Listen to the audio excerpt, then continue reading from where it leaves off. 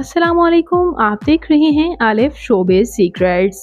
आज की इस वीडियो में मैं बात करने जा रही हूँ आसिया बेगम के बारे में। ये अदाकारा कौन हैं, इनकी फैमिली में कौन-कौन है, इनके बारे में मुकम्मल डिटेल जानने वाले हैं आज की इस वीडियो में। उससे पहले अगर आप मेरे चैनल आलिफ शोबिज़ सीक्रेट्स पर नए हैं तो मेरे चैनल को ज़रूर सब्सक्राइब कर लें।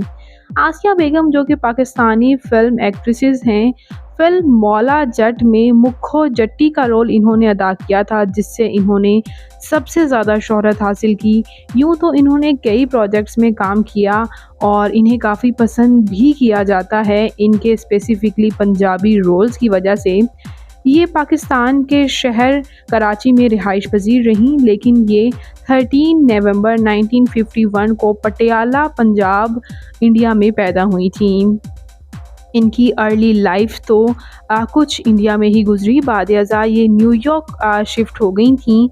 इनके कैरियर की बात करें तो इन्होंने पाकिस्तानी फ़िल्म इंडस्ट्री में 1970 में शोबिज़ में कदम रखा था और बेशतर फ़िल्म्स में ये काम करती रहीं और इन्हें काफ़ी पसंद भी किया जाता है।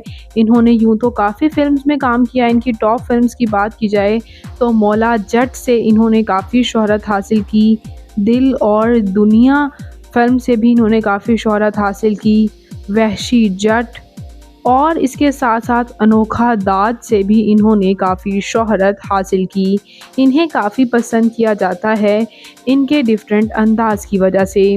जबकि बात कर लेते हैं इनकी फ़ैमिली के बारे में, तो ये एक नॉन आर्टिस्ट फ़ैमिली से ही ताल्लुक़ रखती हैं। इनकी कुछ पर्सनल लाइफ़ के बारे में बात करें तो इनकी शादी एक कराची बेस्ड बिजनेसमैन के साथ हुई थी। उनके साथ इनके 4 बच्चे भी हैं और इन्होंने चूँकि रिटायरमेंट ही ले ली शोबिज़ इंडस्ट्री से और रिटायरमेंट लेने के बाद व्यूअर्स ये बाद अज़ा न्यूयॉर्क शिफ्ट हो गई। न्यूयॉर्क में ही इन्होंने अपना बाकी वक़्त गुज़ारा और 9 मार्च 2013 को इनका इंतकाल हुआ न्यूयॉर्क में और इंतकाल के वक़्त इनकी उम्र तकरीबन 61 ईयर्स थी।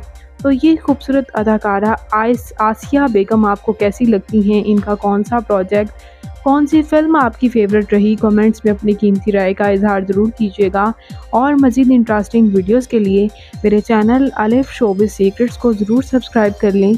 अल्लाह निगहबान।